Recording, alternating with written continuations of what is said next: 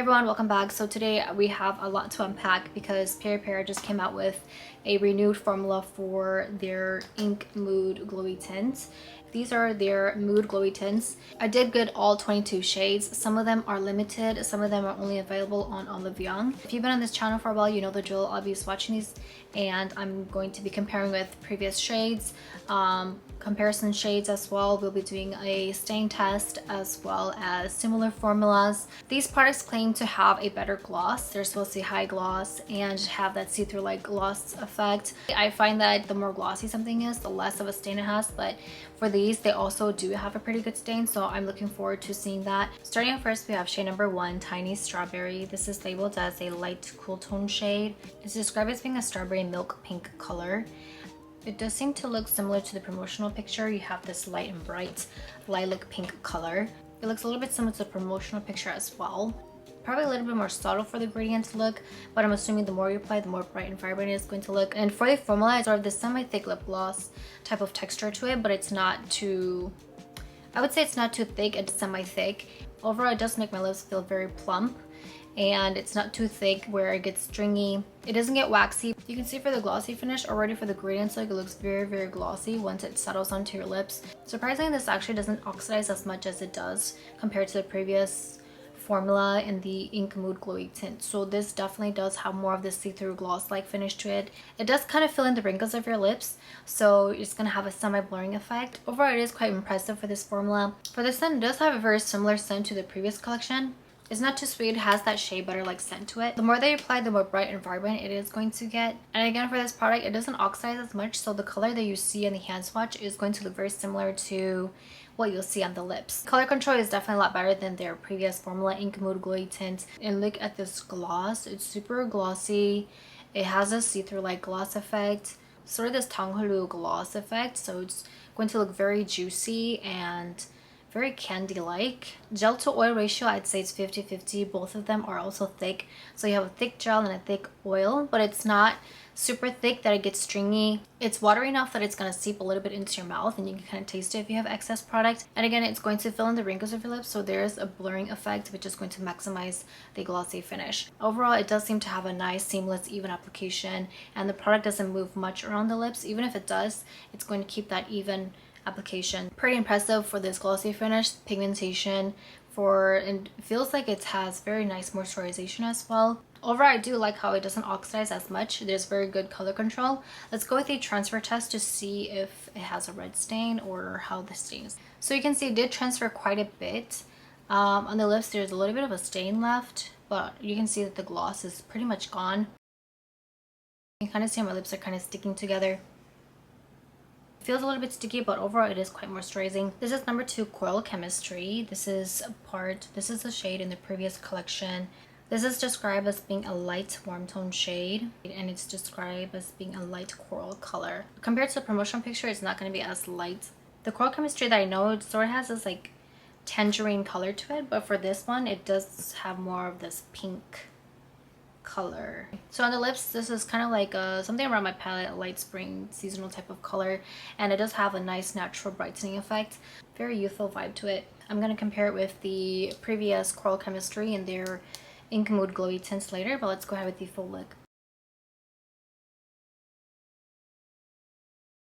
Again, you have this coral pink color, not much tangerine undertones, and again, there can be a little bit of excess product, so a little does go a long way. This is a darker shade, so I'm going to go with another stain test.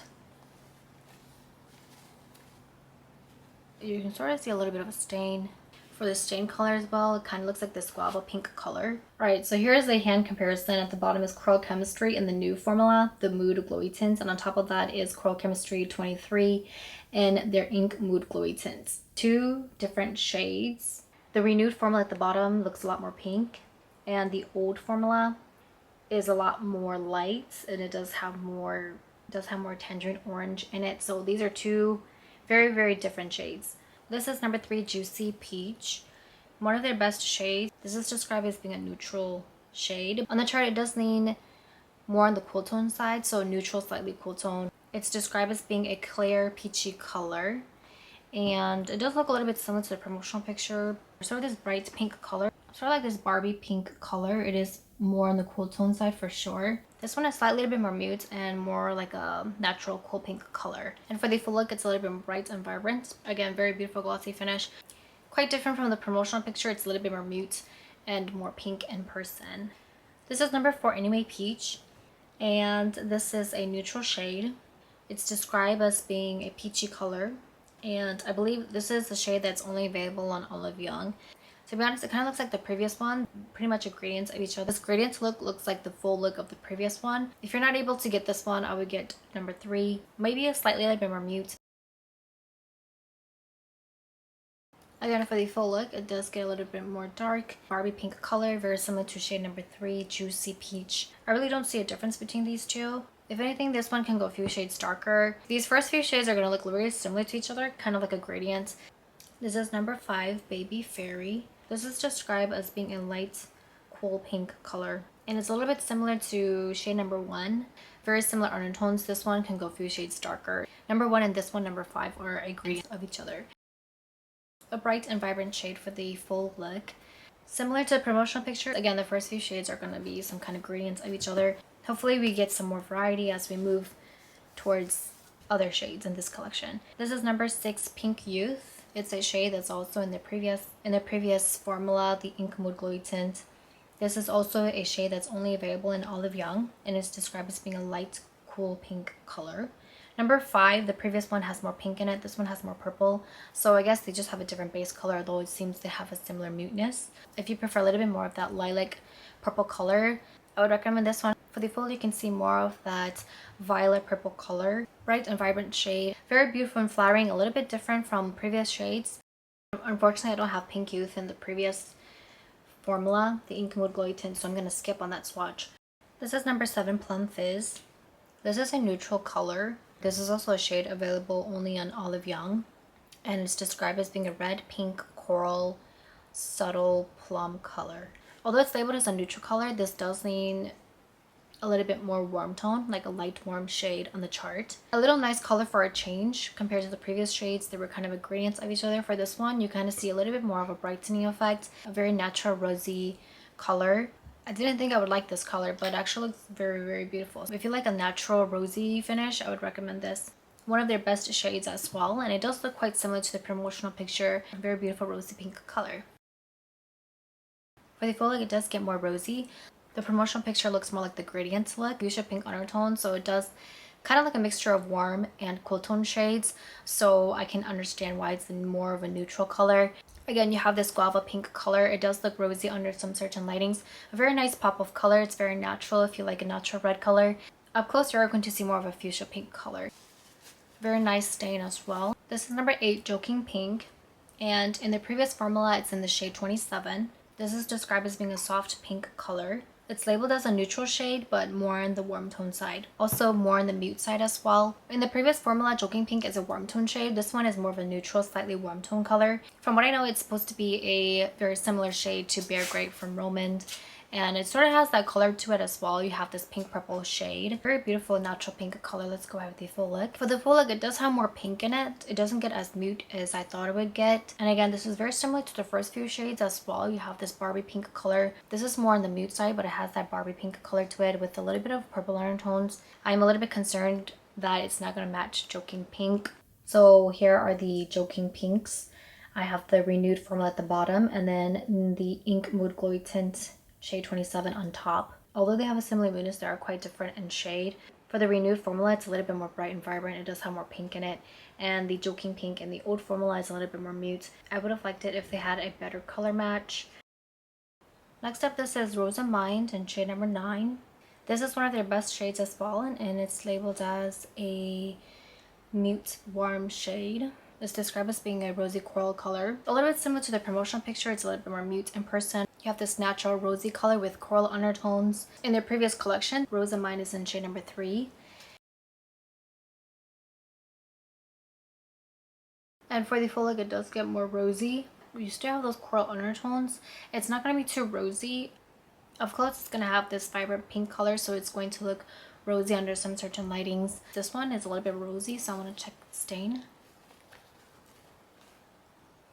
It does have a pretty pigmented stain. I'm not going to be swatching these two because the Rose and Vine in the previous formula has oxidized so bad that it's a different color now. This is number 10, Bare Pink. This is described as being a natural pink color. It is labeled as a neutral color, but on the chart it does lean more towards being a mute cool tone shade, or neutral slightly cool tone. I thought this was going to be a captivating pink color from their previous collection. They're both shade number 10, but this one looks a lot more violet and more purple in person. It's not as mute as I thought it would be, or light. It looks very similar to number 8, Joking Pink, or what was that color? That violet. There was a violet pink color in here. Very similar to the previous shade number 6, Pink Youth, which had violet in it. This one is a little bit more on the darker side, or a little bit more mute. If you're not able to get number 6, just go for number 10. I really wish there would be more variety in the shades because these are getting a little bit redundant. So for the full look, it gets a little bit more mauve-y. They have this pink, violet, purple color. It's a little bit more dark and more mute than Pink Youth. This is 11 Visual Pink. This is a cool tone shade. It's described as being a pink color, very bright and vibrant. Again, you have the sweet potato purple color, or like a lilac purple, very similar to the previous one as well, but this one is a little bit more mute on the chart. It does have more purple in it, and again, like I said, it's a gradient of each other. So this one is a darker version of number 10, which is a little bit more light. For the full, you can see more purple, sort of this lilac purple color, and again, it's very similar to Pink Youth and number 10. They are kind of a gradient of each other. This one is a little bit more on the mute side, a little bit darker, more purple in it. Even if they're a gradient of each other, it's very beautiful and flattering shade if you're into violet purple colors. This is number 12, Campus Queen. This is labeled as a cool mute color, and it's described as being a mute pink shade. Sort of this purple color, a little bit similar to the promotional picture, but it's probably a little bit more mute in person. For the full look, it did get a little bit more pigmented, and it's not too mute from a natural beige skin tone. Very soft and natural purple type of color. Sometimes for these type of colors, they can get really mauvey, really pink or rosy. Keeps its purple shade pretty well. Campus Queen is a very similar shade to Captivating Pink, which is discontinued. A very beautiful mute mauve purple colors. This is 13 Mood Queen. This is labeled as a warm tone shade. On the chart here, it is more of a neutral, slightly light toned color. So it is more on the mute side. This is described as being a toasty beige color. Sort of this soft mauve purple color with a little bit of a beige undertone, a peachy beige undertone. So I think this is why it makes a warm tone. It kind of looks like this grayish purple in the promotional picture, but on the lip swatch right now, it kind of looks more like a purple beige color. The gradients look of this also looks very light, very natural. Probably the warm tone version of the previous one, Campus Queen. For the full look, it's a little bit more mute. Very beautiful and soft mauve purple color. And again, it's going to have that coral beige undertone, so it's going to be a little bit more on the warm tone side. It doesn't get stringy, but there can be a little bit of excess product in the inner corners.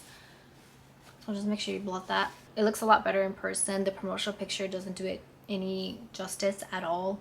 Pretty decent stain as well. These stains don't really turn as rosy, which is really nice. 12 and 13 were the shades that I was looking for, but the most that I've been looking forward to is 14 Rosy Wish. In the previous formula, it's in the shade 33. I've been wanting to compare these two. Anyway, for 14 Rosy Wish, it's described as being a rosy color. This is labeled as a neutral color, and on the chart, it is a neutral mute color. For the gradients look, you have this mauve purple color. It's a little bit similar to their Mauve Chaos. There's also Hurry Up Pink. Those type of shades that have this mauve purple color. For this shade, it does have a little bit of that mauve purple color to it. It's a little bit on the mute side. Very beautiful color.